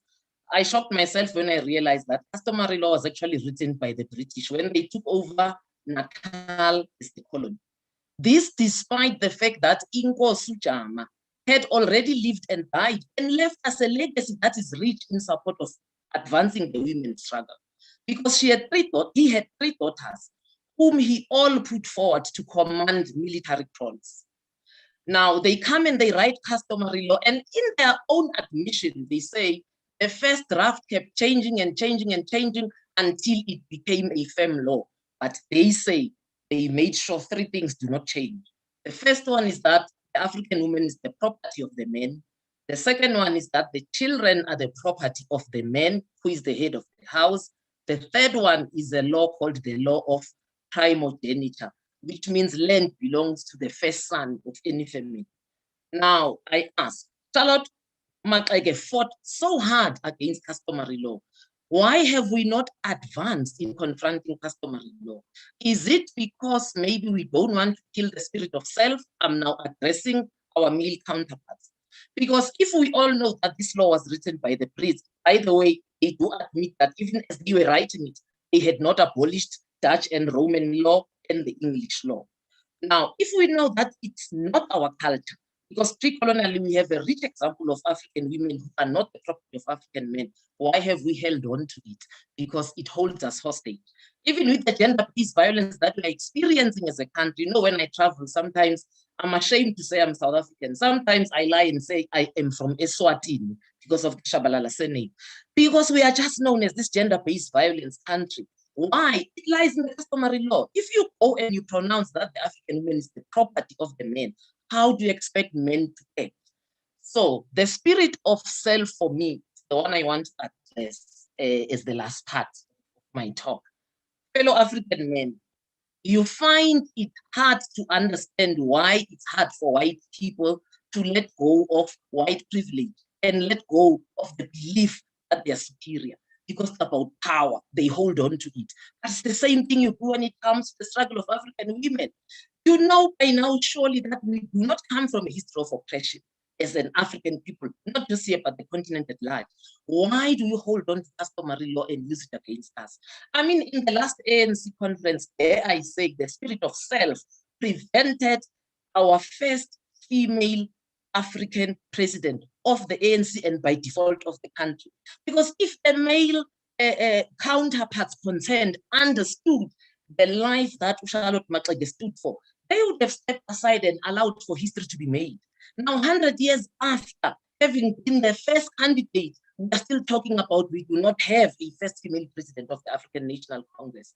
Now, I want to issue a clarion call to self-respecting African men. Can we kill customary law? It is not ours. It's a bastardized African culture. See, whenever people say to me, African culture, Comrade Phoebe, I always say, which one are we talking about? Pre-colonial, the virgin, colonial, beginning of bastardization, and what we call post-colonial, full bastardized culture. Now, we cannot hold on to that because Charlotte Maxeke fought against it herself. That is why she did all the things she did, because she understood that the icons before her, Mkabayi, or Mantatisi, if we are the property of men, how did Mantatisi lead men to war and even defeat Mshweshwe? Mshweshwe only defeated Batoko when Mantatisi's son, Uskonyela, was in power, not during her time. We have a kingdom here, Limpopo, which is a matriarchal kingdom. How do we then want to accept Uguti customary law is our culture? So for me, in holding up the spirit, Sakamamu Charlotte Maxeke, of her work, the woman that she was, and the clarion call that she made, I think we need to interrogate ourselves and say, where are we advancing in terms of our struggle as African people? Maybe we need an indaba where we are going to unpack what is African culture actually and define what is an African woman. And maybe from there we shall celebrate her in a befitting manner. Because currently it breaks my heart to say, with all the things that she fought for, we still as African women are the most oppressed, the most landless, the most abused, the most unemployed. We are at the bottom of the ladder. You know, we play these games in workshops where we say, here is a white girl and boy who are born today, Indian, colored, African, and we say to people, advance them in society. Let's see in 10 years where this pair will end. And without fail, most workshops end advance the white boy and girl and say, this is where they will be in 10 years, followed by the Indian girl and boy, followed by the colored, followed by the African. Why in the land of our forefathers is the African woman struggle not advancing? Can we kill the spirit of self here and now? Can we see self-respecting men at the forefront to kill customary law? It shouldn't be a woman's struggle. Men should say this does not represent us as a race. Women are not our property. They have never been and they shall never be. So can we see the advancement of our women, and then we shall smile when we celebrate the legacy of this great icon, Charlotte Mannya-Maxeke. Let us pick up her spear and may her spirit live on. Amandla. Kawetu, Malibongwe. Thank you very much. I think that the issues that you raised, Dr. Shabalala, are really, really, really critical. Because in a sense, we all need to answer the question why, not just 30 years after democracy, but when was the year of women? Was it 1981 or 82? When, you know, we all of these issues were raised about the position of women in society. And we're sitting here today in 2021, and as you say, the African woman is still at the bottom of the pyramid. But once again, as all of these three giants that we're talking about said, it's not just the responsibility of women, it's the responsibility of men and women. And you called the men out and say that spirit of self needs to come to the fore as per the call of Ma'am Charlotte Maxeke. Thank you very much for that very insightful and I think challenging to all of us, that we need to address these difficult questions as we discuss what's supposed to happen with land reform this year, as we look at how do we rebuild our economy, but not just rebuild, but transform our economy. How do we make sure that we turn that pyramid on its head? So thank you very much.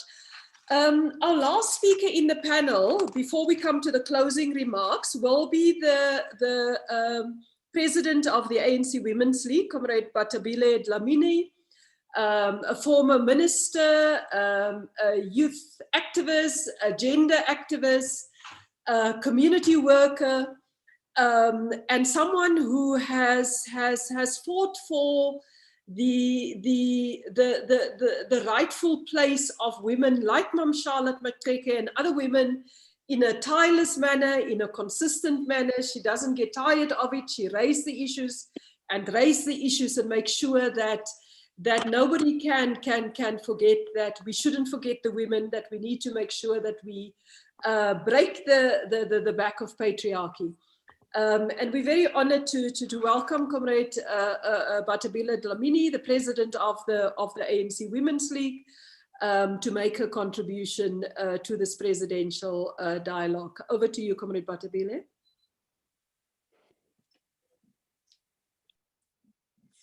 Thank you very much, Program Director, Comrade Phoebe.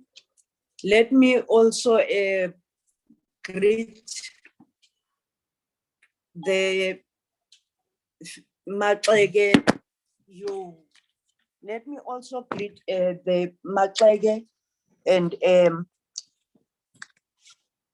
President, you see, patriarchy, the family of President Charlotte Maxeke and the family of President J.L Dube. We feel very excited about this year. Why do we feel happy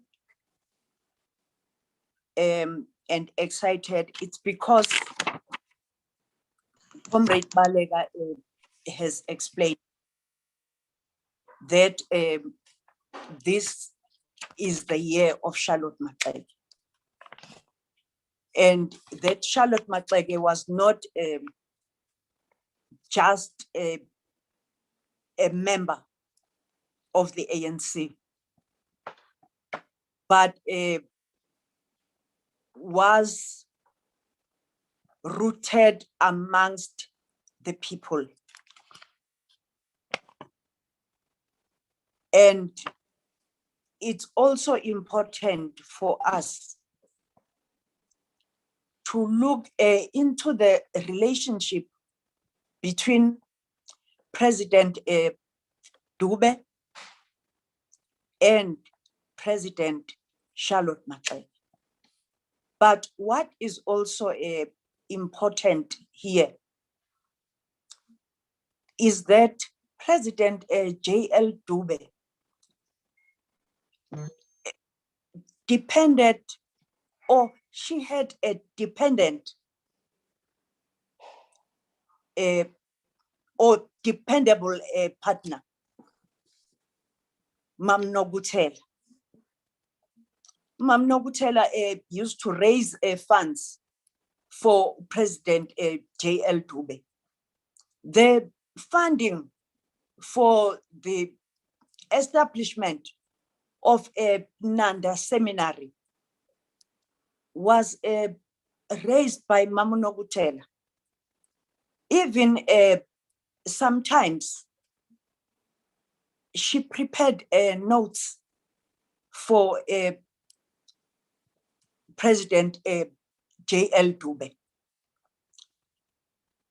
And this shows that he had a very supportive partner. But one other thing is the attention that was paid to education. And we call that nowadays human development.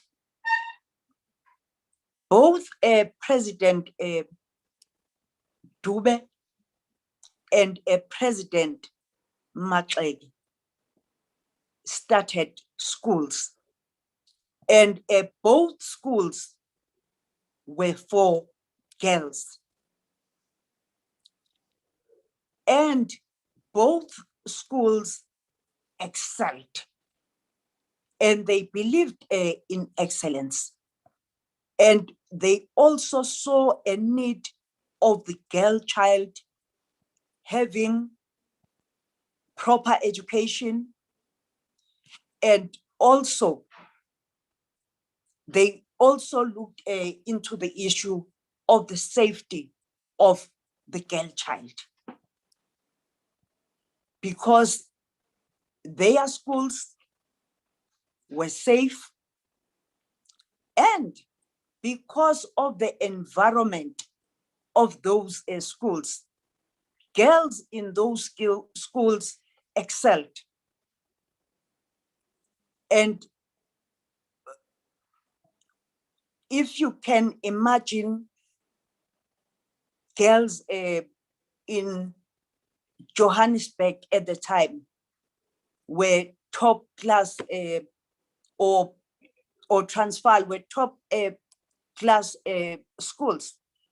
But the kids that were at the school that was started by Charlotte Maxeke excelled and competed with the schools that white people thought were the best. One other important issue is that when Charlotte went out to study, she came back and assisted many people, assisted even churches to be well organized, because we can imagine that during those days, our people had the energy and the edge to start new churches, but did not understand the issues of how an organization is formed. One of the African indigenous churches that are in South Africa, the Ethiopian church, was assisted by Charlotte Maxeke. And today that church is one of the biggest churches, and she never focused on AME only. No, she focused also on other churches that were established by African people. So she was bigger than life, or larger than life, and illustrious. And it's important for all of us to try and walk on her footsteps. When we had Ma Shope's birthday, 95th birthday, she said, Women's League, don't sit there in the corner. Go out and work with all women, from professionals, intellectuals, women in business, church women, working class women, the girl child, because we have the responsibility of ensuring that the struggle for women's emancipation is attained. And therefore, this year is the year of all South African women. It's not just the year of women that are members of the Women's League. It's the year of women because President Charlotte Maxeke worked with women from all sectors of life. But also, she had a link with the continent as well as an international community. She also worked with white women. And therefore, when people today talk about non-racialism, it's as if it's a new concept that came with 1995. No, our president, Charlotte Maxeke, started talking to organizations of all races during her tenure as president. But also, President Charlotte Maxeke understood the importance of the women's movement. And when the ANC decided to accept or work with women, there was another conference of the Bantu Women's League. And we must not hide this, where some other people were elected, and it was said that because President Charlotte Maxeke was busy, she could not continue being a president of the Bantu Women's League. But what is good is that during those years, already, President Charlotte Maxeke was busy with the establishment of the National Council of Women. It's still there. It is strong in Limpopo, but this shows that women have always succeeded if they work together. And therefore, it was not a mistake that we formed a coalition. It was not a mistake that the federation was formed. It was not a mistake that we formed the PWMSA. It's because women have always come up with good solutions when they work together. And therefore, killing of that spirit is very important, Dr. Litchfield Shabalala, because we need to try and ensure that women of South Africa, women from all sectors, but also women that were there before us, continue giving leadership to us, because that leadership is very important. That guidance is very important for all of us.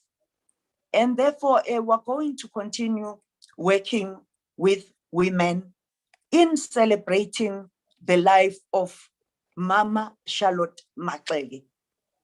And we would like to thank the Institute for standing firm and ensuring that we celebrate the life of Mama Charlotte Maxeke. Without their assistance, we would not be able to push for this year. But on a lighter note, we had a press conference today And when we went to the media room, I saw a 109 years banner. It says nothing about Charlotte Maxeke. And I believe the ANC decided to have a theme on unity and renewal because of the role that was played by President Charlotte Maxeke and President J.L Dube. They established a very strong organization. And therefore, in celebrating their lives, we must ensure that we really talk about them and do as we always do when we celebrate other leaders. I don't want to talk about many other things, but I've already started seeing the difference between the celebration of a woman and a exemplary, pioneer, illustrious woman. Identify the difference of how the whole celebration is conducted. And I'm happy because there are NEC members here that must take up the issue. Also, the chief administrator in the office is here, so that we don't bring our banner. We want the ANC to own the life of Charlotte Maxeke because she contributed a lot in its development. Thank you, Program Director. Thank you very much, Comrade President. I think that your last remarks are not on a lighter note. I think I completely agree with you. And I think that as activists and of the ANC and leaders of the ANC, we must take the issue up because at the end of the day, we need to have consistency in how do we do these issues. We've come to the end of this presidential dialogue, and we're now going to have the closing comments by the Minister of Sports, Arts and Culture, Minister Nathi Mthethwa, followed by the vote of thanks by the chairperson of the Charlotte Mannya-Maxeke Institute, Mr. Thulasizwe Makhanya. And you've got 5 minutes on the program, but I ask you to do it in 2 minutes each, if possible. Minister Mthethwa, the floor is yours, followed by Thulasizwe. Thank you very much, Comrade Phoebe, Program Director. I have the same problem with my video here, so I'll, as we go, switch it off. But thanks for the rich contributions made by different contributors here today, comrades, friends. What became clear is that the two were the fine products of their time and circumstances, that they were shaped by the prevalent material conditions and historical epoch they grew under, that both were born in a century that has at least 5 important milestones in the lives of African people across the globe. And one of those milestones is that in 1804, Haiti became independent from France, leading to the first Black Republic of Saint Domingo, dispelling the myth of the invincibility of the colonizers. 2, in 1879, the Battle of Isandlwana added a glorious page to the long history of our people's heroic resistance to the robbery of our land by colonial forces. 3, they grew up when a century-old heroic Eastern Frontier Wars of resistance to colonialism drew to an end. 4, the Battle of Adwa in Ethiopia in 1896, led by Emperor Menelik II, further demonstrated that the African cause is on track. Fifthly, the turn of the century saw the first Pan-African Congress gathered in London in 1900 under the stewardship of Hannah Jones and Anna Julia Cooper, who went on to write a book, A Voice of the South, which was about the intersection of race and gender as early as 1892. Now, there are many similarities, and some have been, enumerated eloquently here by different speakers. So, in looking at these similarities, Chair, these giants combined two philosophical strands, and those philosophical strands, one led by Booker T. Washington, who believed on the industrial education for the emancipation and self-sufficiency of the wretched of the earth, and the other of W.E.B. Du Bois, who saw political organization and activism as a key strand to guarantee social progress for the former slaves and the oppressed the world over.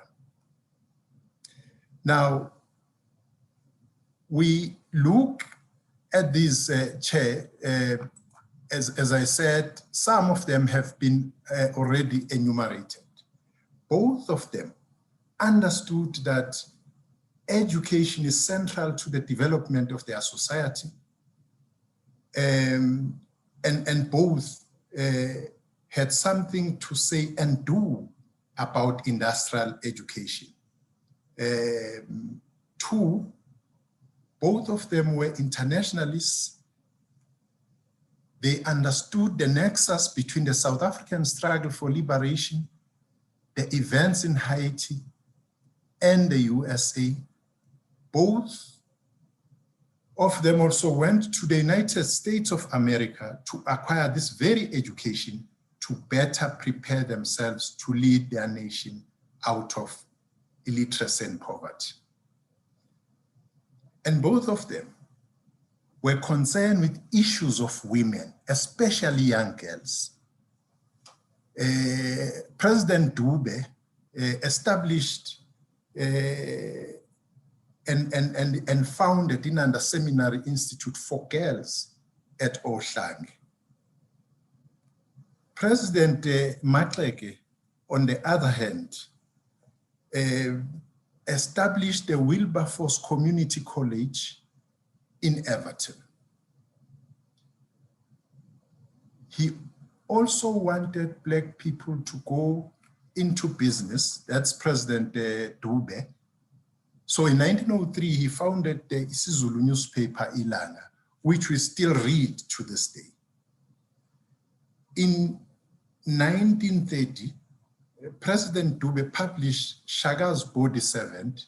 He also wrote about the lives of Zulu rulers, including King Dinuzulu, one of the honorary presidents of the African National Congress. And both of them were highly regarded by the royalties of the time. President Dube was amongst the advisors of King Dinuzulu, and Mama Charlotte Mannya-Maxeke, who always trailed the blaze, acted as an advisor to King Dalindyebo. So these parallels indicate one thing, that both the philosophy of Washington and Du Bois were taken on board, because the one is the founder of Bantu Women's League, Mannya-Maxeke, and the other is the founder president, general of the African National Congress. All these things, comrades, indicate to us that we've got to ensure that we tell our story and beat this African adage that until lions have their own historians, the history about the hunt will always favor the hunter. Now, we are at a time where both at the level of the organization and at the level of government, we are looking at how do we ensure that history like this is taught as a compulsory subject in schools. And that is a resolution of the government led by the governing party, the African National Congress. That is going to help us to prepare our nation to know who they are and to understand that we've never been proletarians in the world of heritage, in the world of science. We have always had our own who trailed the blaze long before we attain the kind of freedom which we find ourselves in. So in those words, Comrade Chair, I would say that without any further ado, this has been a rich interaction which only needs to be taken forward. The movement, the African National Congress, which is the movement governing the country today, took a resolution that this is the year of Ma Charlotte Maxeke, consequently foregrounded by Ma Charlotte Maxeke as this is her year, and all of us need to observe that every month, every week, wherever we go. Thank you very much, Comrade Chair, for your attention. Thank you very much, Minister, for those. I think that the issues that you raise is very critical, that analysis, the recollection of the international nature of Pan-Africanism and the struggle for a better continent and a struggle for freedom. We will now have the closing address by, or the vote of thanks by the foundation chairperson, Mr. Thulasizwe Makanya. Over to you, my brother.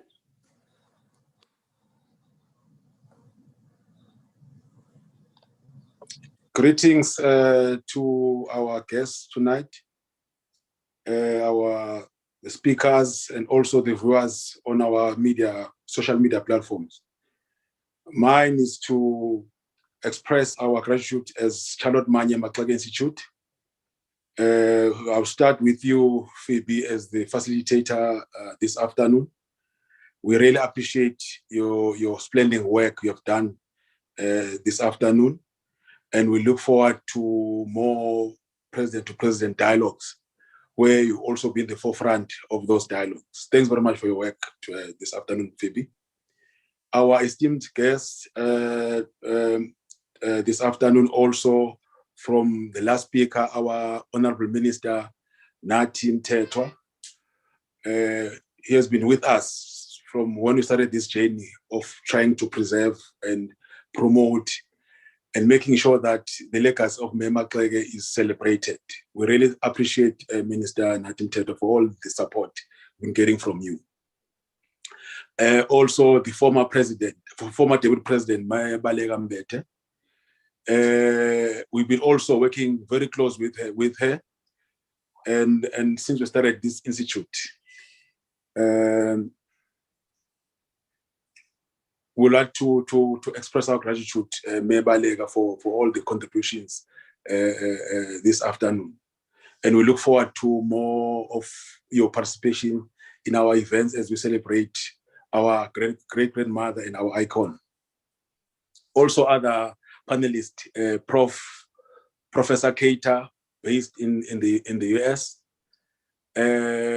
We are also, as South Africans, we appreciate the work he has done in trying to get and unearth a story around Mama J.L Dube, untold stories of her contributions in making sure that she was the pillar and of strength in Mr. J.L Dube's life. Zubeida, also we are grateful, and your heart, Zubeida, matches the beauty of the heart Mannya-Maxeke spoke about. Our brother Langa Dube, a progressive force, and also someone who has made sure that the legacy of Dr. J.L Dube is preserved. I'm sure that Dr. John Langalibalele Dube is proud of your work and the family. Our respondent, Dr. Khanyisile Shabalala, you have never disappointed us, my sister. We really appreciate your contribution this afternoon, and we look forward to more of your participation in our events. Comrade Mdu Mbada, also we thank you for all the work you've done in research, but also your contribution in this afternoon's dialogue, and you have added value. We really appreciate your work and your ways this afternoon. The Premier of KZN, Honorable Sihle Zikalala, his welcome message set the tone and added value to this program. Thank you very much, Honorable Premier Sihle Zikalala. UKZN as an institution of higher learning will always be important to participate in this kind of events, especially as we're dealing with the scholars, Dr. J.L Dube and May Charlotte Maxeke. And President of the Women's League, May Batabile Dlamini,